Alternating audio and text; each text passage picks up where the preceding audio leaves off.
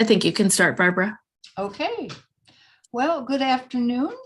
I'm Barbara Harris, co-chair of the Women's Voices Racial Justice Committee, and it is my pleasure to welcome you to this Lunch and Learn about Habitat for Humanity. We are here because Habitat and Women's Voices share a common belief that everyone should have a decent place to live. Our Attainable Housing Task Force is focused on affordable rental units in the metro area. And today our speaker, Harper Zielonko, will address the other side of the attainable housing, and that is home ownership. What works, what doesn't, what is currently under construction in St. Louis, and how we can help. Harper is Director of Resource Development for Habitat Humanity St. Louis. In this position, she is responsible for, and listen to this, folks, overseeing marketing, communications, donor solicitation and stewardship, volunteer management and engagement, and various special projects.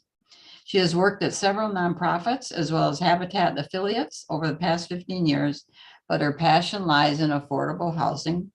And we are very happy to have her here today to tell us all about the work of Habitat in St. Louis.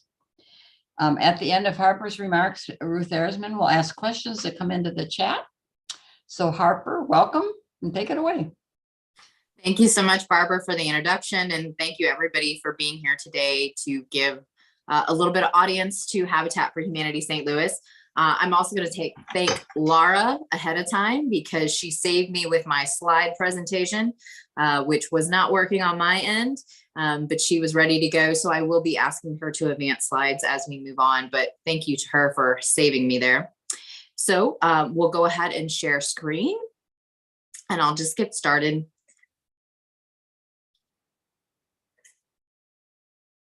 Ooh. I know, sorry, it was here, and I think it. No, you're doing great. It's here. I can also totally skip it. It's not showing up in my choices to share. Huh. Well, you know what, Laura? Don't worry about it.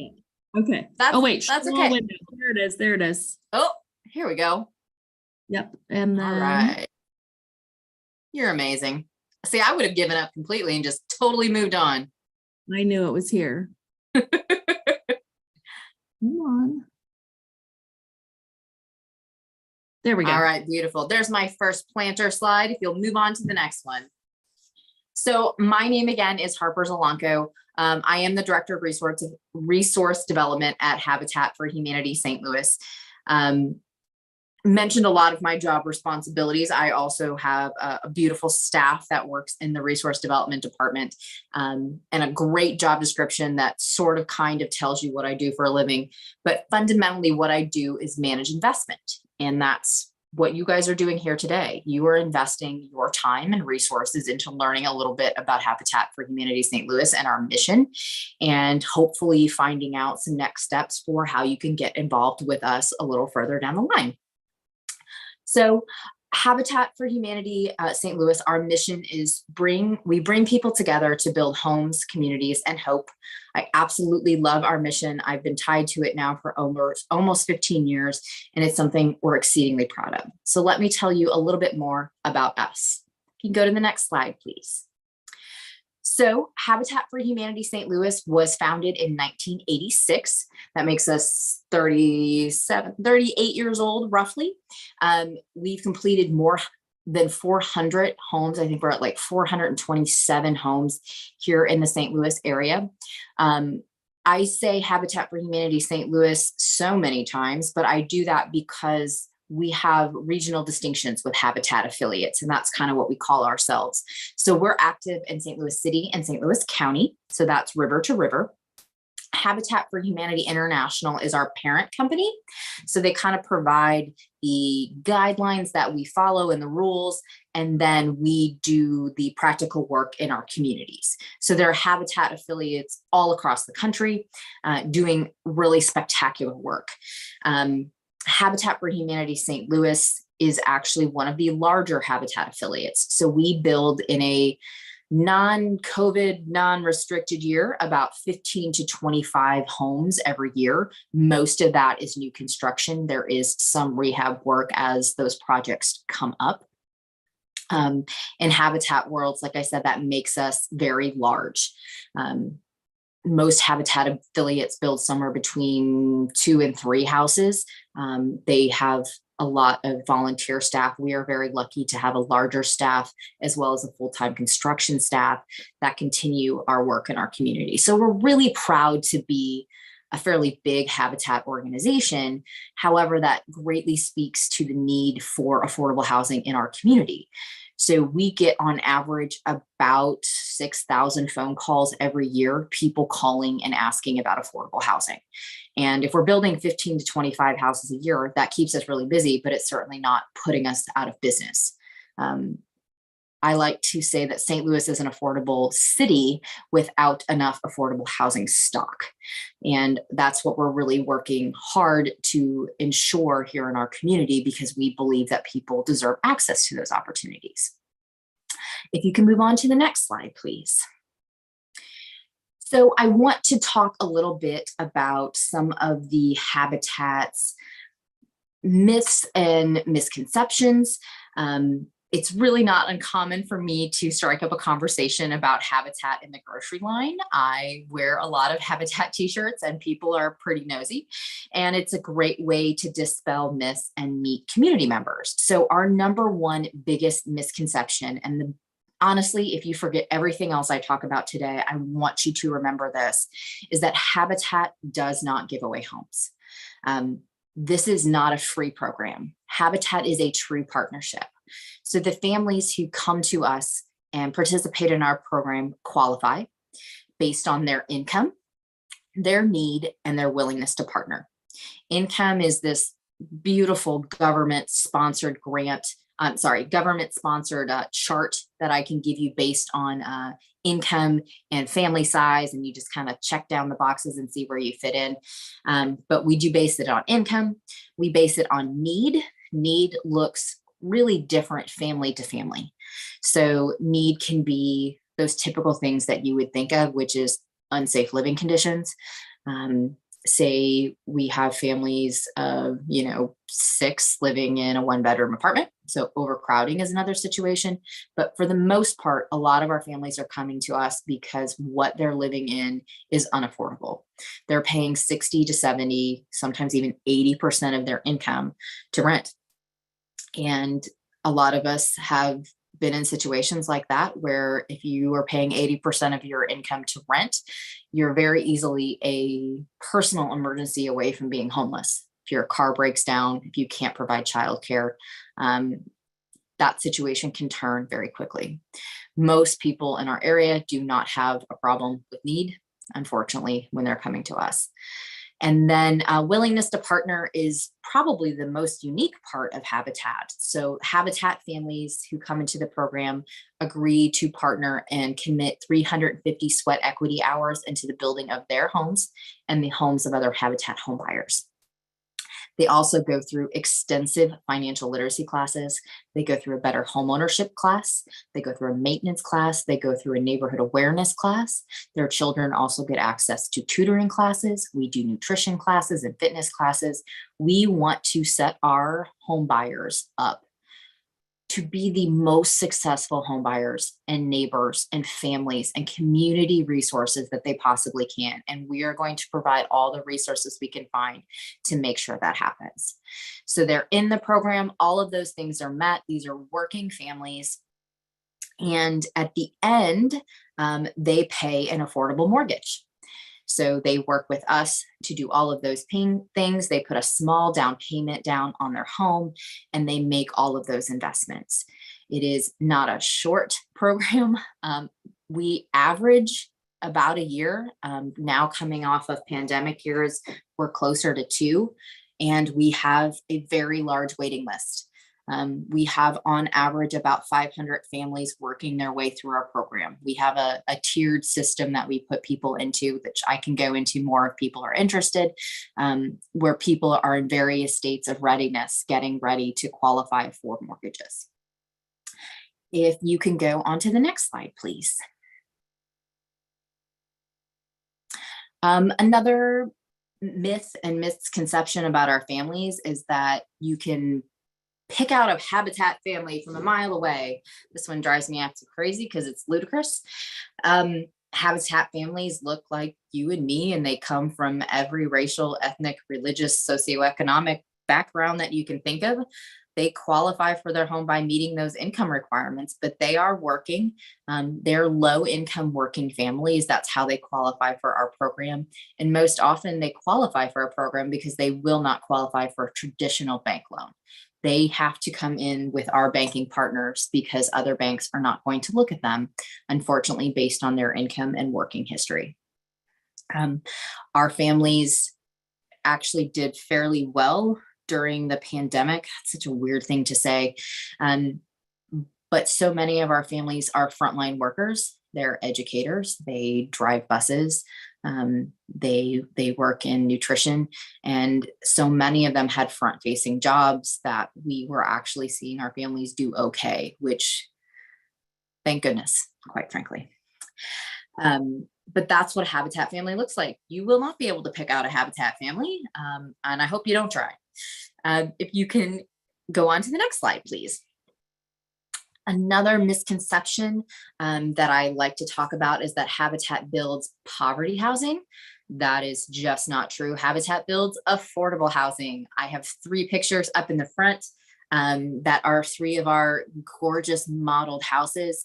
The one on the far left is in the historic Tiffany neighborhood. The one in the middle, I believe, is in Hazelwood. And the one on the far right, I believe those are in Carondelet. So Habitat builds affordable housing, and we take that privilege and honor very seriously. So we could just build any houses. We could put houses up left and right, but we actually build to very high environmental building standards. Most of our houses are built to LEED Platinum or higher. We've actually started to build to zero resolution green building standards in our homes because we want these homes to be incredibly efficient and sustainable for our home buyers. It doesn't make sense for someone to move into an affordable house and have their utilities leak out their windows and have their kids continue to get sick because of poorly installed materials and hazardous materials. It's not a good steward of the resources we have been given, and it's not how we want to live our mission. We started doing the green building practices, I guess, to the standards that we're building in 2008, and we've continued to improve upon that as we've moved on in the years, and as those accessible individual building practices have become more affordable for organizations like ourselves. There are some building practices we're still not quite able to get to, but we're working on that. One of the other things that we like to make sure we let people know is Habitat makes sure that our families have a say in where they're going to live. So while our families may not be waiting to live downtown or in downtown Clayton, they do have a lot of choice in where they live, because it doesn't make a lot of sense to ask people to make the biggest financial decision of their life and have no choice in it.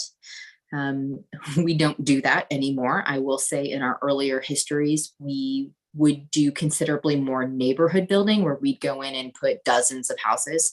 We don't do as much of that anymore because we want families to have choice. They need to be able to access their resources to be successful. We would like them to be able to stay in schools that their kids are in, to stay next to their church families, to their resources. And, you know, if it's important for them to be on transit lines or walk to a grocery store, we want to be able to do that. And some of our families are able to wait a little bit longer for certain neighborhoods. But that's all part of the process as we qualify them and bring them into the program. You can go to our next slide, please. So another facet of Habitat for Humanity is our restores. These actually started, oh gosh, probably close to 20 years ago with one of the Habitat affiliates in Texas. People would call us and say, you know, I have these these great cabinets and would you like them? And sometimes they could go in homes and sometimes they can't, but we realized there's all this material out there that still can be used, even if it can't be in Habitat homes.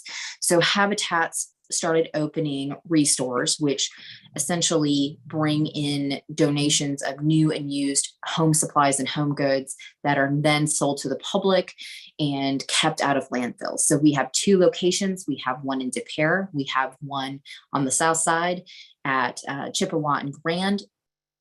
And not only does this convert 33,000 tons of materials from the landfills, but it allows people who cannot afford to shop for new materials at, say, a Home Depot or a Lowe's. They can go in, they can get something for their own home to make an upgrade, to make it safer for themselves so they can continue to live in their homes.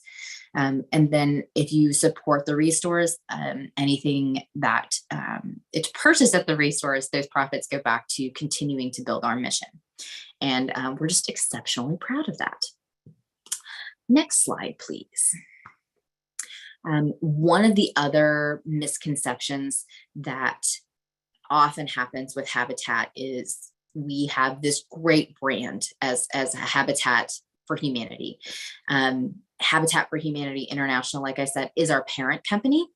And while they're doing spectacular work, we often hear from people, they're like, oh, why should I give to Habitat? You know, it just rains money from your parent company. And that's just not true. So we raise 95 to 98% of what we expend in our local neighborhood here locally.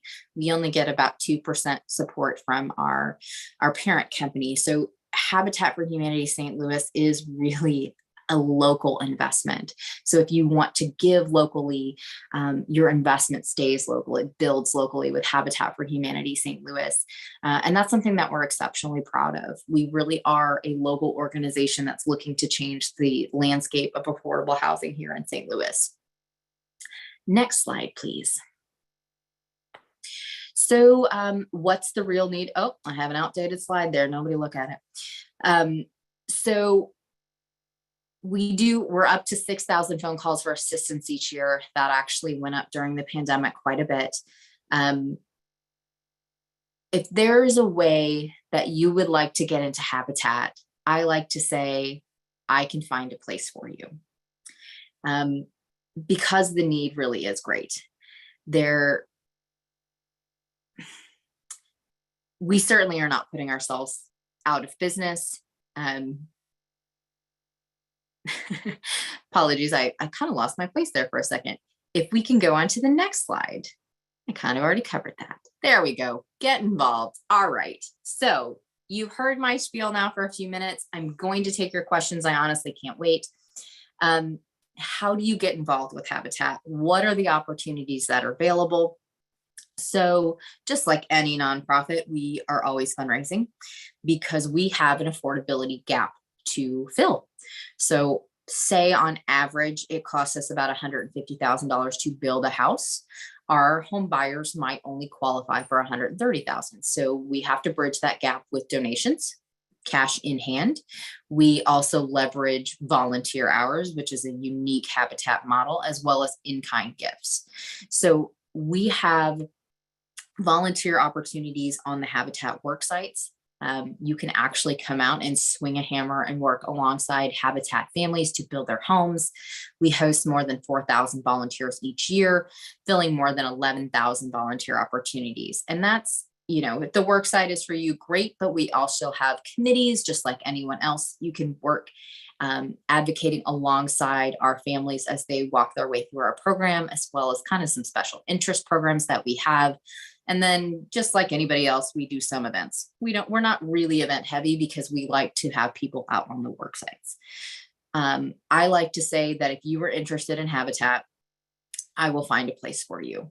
And I really do believe that if you have a skill set, if you have a passion for affordable housing, there's a place for you to be with Habitat, and we would love to have you. If you can go on to my last slide. All right. So I have that's a wall raising. Wall raisings are my absolute favorite. Come build with us. So today is just a day to learn a little bit more about Habitat, but I hope all of you see it as a call to action. If you're interested and you want to engage with us, reach out to me. I would be happy to find a place for you. We are always building. The neighborhoods that we have in place right now, one is off Chain of Rocks Bridge Road up north. It's right along the city-county line. We have 7 existing Habitat homes there, and we're about to put 6 new ones in. We're waiting on excavation and should be pouring those foundations here within the next 4 weeks. So we're going to be very busy in the coming year. And then we actually have one of our biggest builds of the year kicks off next Monday. This is actually a partnership we do with KMO BTV and 10 business partners. It's called Home for the Holidays. So we're actually going to start building a house on Monday. We'll raise the first walls on Monday, and it will be key ready and move in ready on November 21st. So the Monday before Thanksgiving. We do that in about, 5 weeks. It is completely organized chaos, but it's a great way to show people what Habitat can do live on TV. Tune in at noon. We're usually on TV each of those days, showing what Habitat can do in the community and bringing someone home right before the holidays. It is the absolute highlight of my year, and also the cause of my early graying hair, but it's extremely fulfilling to see a family work alongside these businesses and be able to host Thanksgiving in their home for the first time. So I have now talked at you all for 26 solid minutes. I do this for a living. I can keep going around Habitat facet after Habitat facet, but I would love to be able to answer some questions as they come into your chat. Thank you so much, Harper. Yes, everybody. Absolutely. Please type if you have a question, type it in the chat room. And I have to say, I absolutely love Restore. I have visited it many times. Great. Old house in the city of St. Louis. Yes, a great place. Great idea. Just to get it started, I have a couple of questions, Harper, about the financing of this. Yes. Who purchases the land that the houses are built on? And you said that many of the families can't get conventional loans. So could you share who some of your banking partners are? Yeah, absolutely. So we usually purchase the land. We're not going out and buying a lot of market rate land. We usually work with municipalities. We also are a nonprofit builder. So just like anybody else, we can bid for contracts. One of the developments we most recently did is in the Gate District. So that's across from Cardinal Glennon Children's Hospital. We bid on that project just like anybody else, with SLU's redevelopment agencies. And we have 5 new homes in that neighborhood. We should also have at least 3 more, but we're hoping for more. It's an exceedingly desirable neighborhood. It's close to everything, the hospital systems. We had a wait list for that neighborhood the second we announced we were building for it. So land comes to us many ways, shapes, and forms. The mortgages, so Habitat actually used to hold the mortgages. That changed with the Dodd-Frank Act. Honestly, I'm quite relieved it did, but so now we had to have banking partners. And a lot of us are aware that low income persons and persons of color often face discrimination in banking, especially in mortgages. So Habitat St. Louis has actually found a unique solution to that problem. And it's actually one that other habitats are taking up. It's called a mortgage loan pool system. So we actually have banking partners who know the reputation of Habitat. They know what our mortgages are, and they do an initial investment. So say they invest $500,000, they'll get 3 or 4 mortgages for that. And we do all of the underwriting. We bring the entire package to them and say, hey, here, it's ready to go. So that person is not facing any levels of discrimination, because we can assure that person and assure that person for the banking partners. And then the banking partners, they're always looking for CRA credits to make sure that they're lending properly. They love Habitat. They want to be part of us. I apologize. I don't have a list of all of our banking partners in front of me. Royal Banks of Missouri is one of them. Steeple Bank has been one of them.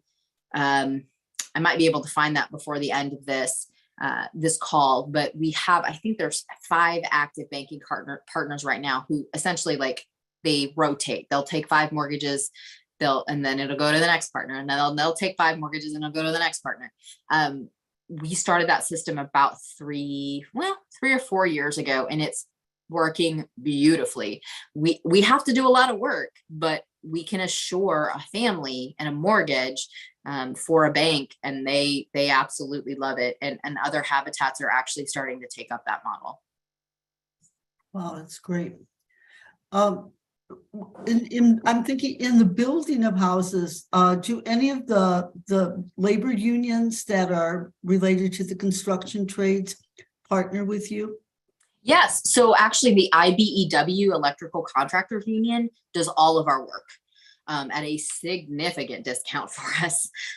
We also, the Carpenters Union, I apologize, their name has shifted recently. It used to be the St. Louis Greater, now it's Chicagoland something. Anyway, they're wonderful partners, but they have been working with us for several years on our projects. So, and we try to use union labor on any of the contractor services that we would need outside of what volunteers do, because volunteers do a considerable amount of work on our sites. So we don't always need those outside contractors.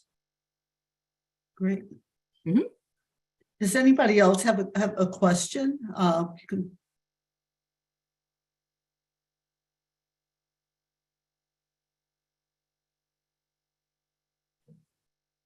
Your work, Harper, is really very impressive, and housing, affordable, decent housing is such a challenge.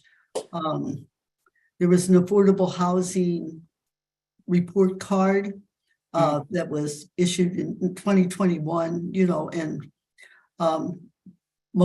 we were an F in most in grading. And yeah, so, as you said on your one slide, more than half of the renters are, more than half of the families in St. Louis are cost burdened. yes, They're paying more than 30% of their income for housing, and often it's not decent housing. That's right. They're paying a large portion of their income for something that's substandard.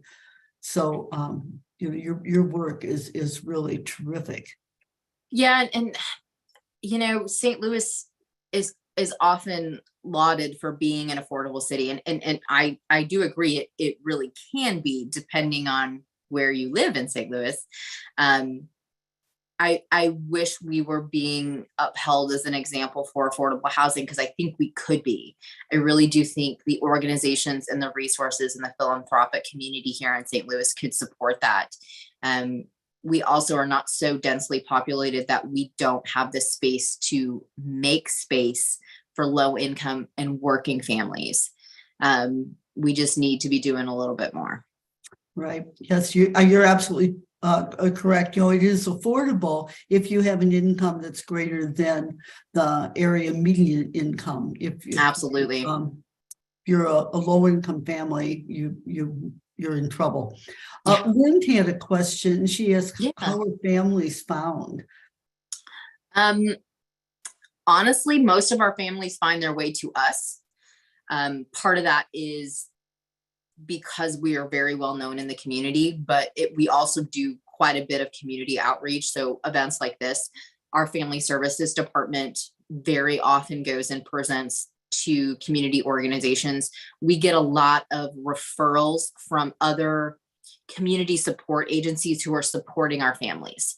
So we've actually received a significant amount of referrals from educators. So, it's the child's teacher who sees that they're struggling with housing dependency.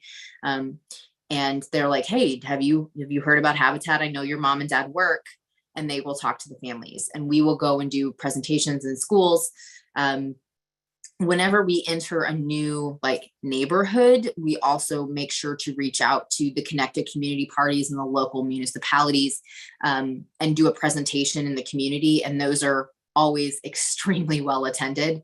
So usually families find their ways to us, but it's not that we're not hosting programming as well. When we actually moved to the building that we're in now, our administrative offices are on South Grand. We had a home buyer orientation, and that was pre-pandemic, but I think we had something like 11 different languages represented in that meeting, which we were like, yeah, we are so excited. We needed to get better resources to accommodate them. But that was the first time we had so many people represented. And we do think that is a direct result of us moving from Midtown to Dutchtown. So we were already more accessible to brand new families that were not physically able to come to Midtown. And our building used to be physically inaccessible for a lot of people who could then, at our location in Dutchtown, be able to come right in. Right.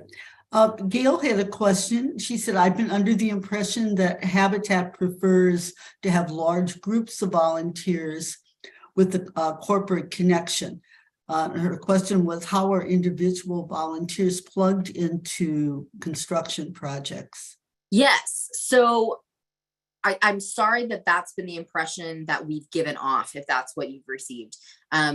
We love a corporate group. They provide financial assistance, so we do love them. But we do have individual build days that happen. I will say we are still moving ourselves out of pandemic mode. And part of that is not just because of our physical safety concern, but because the contractors that we use to get our build started right now are exceedingly hard to come by. We have been trying to pour concrete foundations for 6 new houses for, I'm going to say, 4 months now. We've just been unable to get someone in place to say yes to us and to actually like go out and do it. So we're emerging a little bit slower than we had anticipated because of physical resources, which has not usually been the problem in the past. So everything you're seeing in the news about the construction industry is highly accurate. We love individuals who want to come out with us. We do have opportunities on Saturdays, but we also have opportunities on the week that we don't necessarily put up on our webpage because, I'll be frank, they move around a lot. So what you can actually do is reach out to me and get on, we call them our weekday crews list. And you can come out and build during the week anytime that you would like with us. We also have a construction leadership training program. So if you start coming out and volunteering with us and you love it so much that you want to lead other groups of volunteers, we will actually train you how to do that. And we're actively looking for more people to do that because we want our populations to be really diverse. And so we're looking to expand in those areas. Great. Barbara, did you have a question? I did. I don't do chat so well, Okay. so I'm just doing this. Fine. You may have mentioned this, but beyond actually working on a house with a neighbor, nails and hammers and all, what other volunteer opportunities do you have? Absolutely. So along the physicality lines, you can volunteer in our restores. So there's a little less of a physical demand to volunteer in our restores. You help bring in donations and move around inventory. The inventory at the restores can literally change hourly. So having volunteers there to help us manage that chaos is helpful. But we also have committees just like many other nonprofits. So we have a family services committee. So if your passion really lies with kind of stewarding our families through the program, you can volunteer for that. And each of the families that go through our program have a staff contact as well as a volunteer contact that helps provide mentorship and guidance as they go through our program, because it's not a short program. It's usually a year. It could be even longer than that. And there's a lot of things that come up. We want to make sure that those questions are being able to be answered and that they feel really comfortable as they move towards the closing, literally the closing line. We also have special events. We are not a huge like gala kind of organization. Our population has not really been all that responsive to it. We're frankly a little rougher and dirtier than a gala organization. So we don't do a lot of those. We, like any true Habitat organization, have a trivia night most years. And then we have a couple of unique events coming up next calendar year. I'm not totally ready to announce publicly yet, but I will always need help with events. But if you also have other skills that you think you can lend to Habitat, I'm always open to those kinds of partnerships. Oh, great. Thank you. So Maria had a question. You referred to income requirements, Harper. Yes. Can you give us a few more specifics about what those are? I was going to see, I might have I apologize. It's not something that I have off the top of my head. Let me see if I can find it really quickly on our website. I should be able to.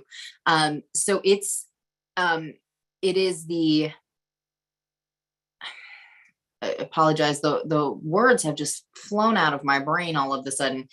But it is based on the area median income. So it's income is determined by family size and working income. Also, things like Social Security benefits would count into that total. But our families are working families.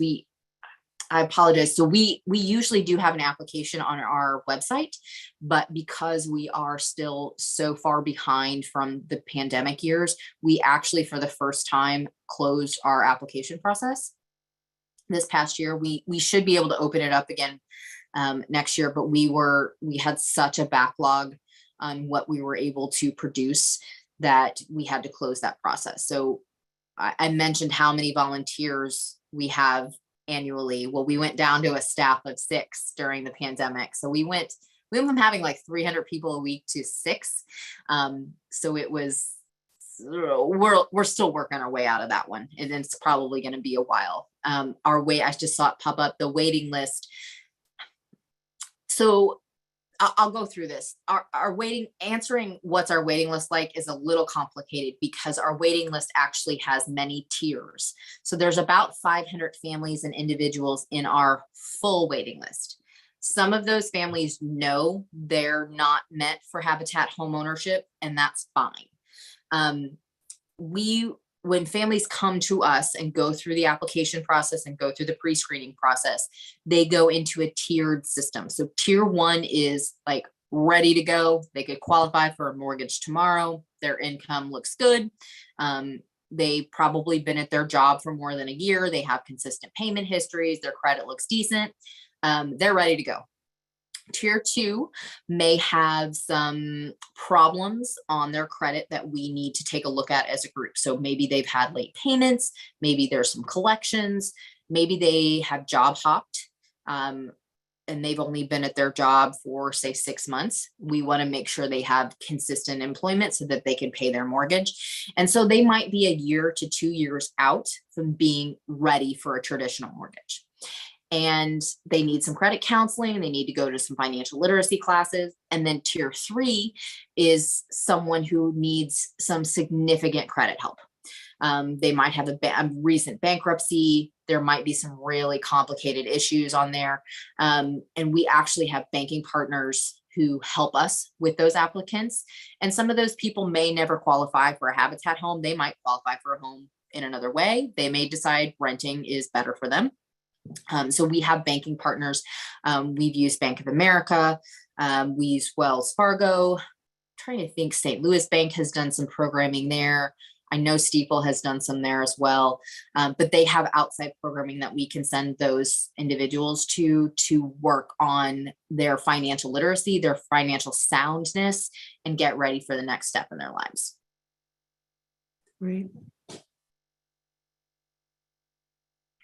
Okay, I don't see any other questions. Okay. Harper, thank you. Thank you for a very informative presentation. Great slides. I'm glad you pursued those. Very good pictures. Thank you. We Yes, really we appreciate the good work that you're doing. And you Well, know, thank you. affordable housing is such a complex problem that you know, there's not one strategy that's going No. to fix it. But this is certainly part of a constellation of things that need to happen to make sure that everybody has a decent place that they can afford. Absolutely. And we would be the first ones to say that, like, we are not going to solve this problem on our own. And I think we would be terrible stewards of the gifts that were given to say that. We want to work with other organizations. We want to work with community partners to continue building, but also to look at creative solutions as they come down the line. Yeah. You know, Maria had one more follow-up question that you may have addressed earlier before she joined, but do you partner with other down payment resources? Yes, a lot of our home buyers actually qualify for first-time home buyer assistance. And again, because our home buyers are going through traditional mortgage lenders, they're going to qualify for those resources, and we help them get access to those resources. So absolutely, any of those programs that exist, we're going to make sure our home buyers apply for them. Great. Hey, Barbara, did you want to say anything to close out? You're on mute, Barbara. You're muted. Habitat, the name Habitat for Humanity is so well known, but I think there's so much more to it than any, certainly than I realized. I learned a lot today, and we really appreciate your being here with us. Oh, it's my pleasure. And again, I really do mean it. If you heard something today that you're interested in and want to get involved with Habitat, please go to habitatstl.org. That's our website. You can find my contact information on there. My email is harper@habitatstl.org. I'm really not trying to hide from anybody with that one. But we want, if you are passionate about affordable housing, we want to channel that passion into something. So please do not hesitate to reach out to me. I'd be happy to have conversations or direct you to wherever you need to go to get involved with us. Very good. Thank you. My pleasure. Thank you, everybody, for the time.